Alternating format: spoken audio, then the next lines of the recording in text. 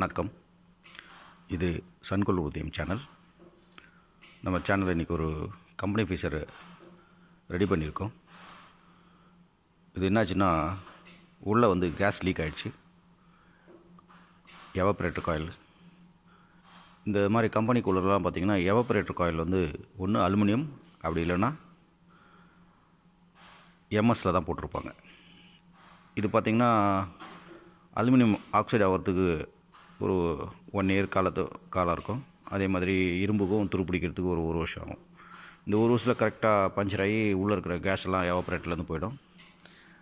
இதுக்கப்புறம் இந்த கூலர் பார்த்திங்கன்னா ஸ்க்ராப் கண்டிஷனுக்கு போயிடும்.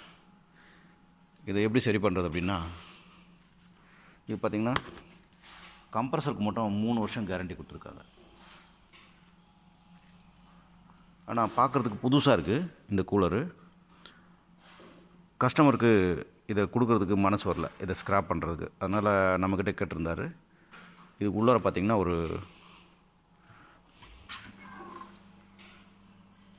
ஜிஐயில் ஒரு டேங்க் பண்ணிவிட்டு அதுக்கு காப்பர் வைண்டிங் பண்ணிவிட்டு நாங்கள் இதை சரி பண்ணியிருக்கோம்.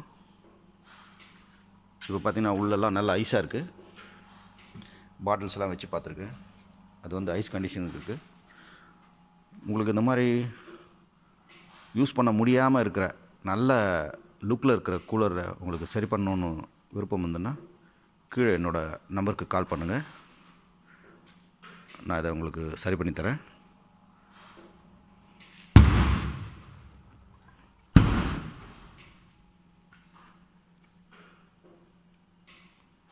நன்றி, வணக்கம்.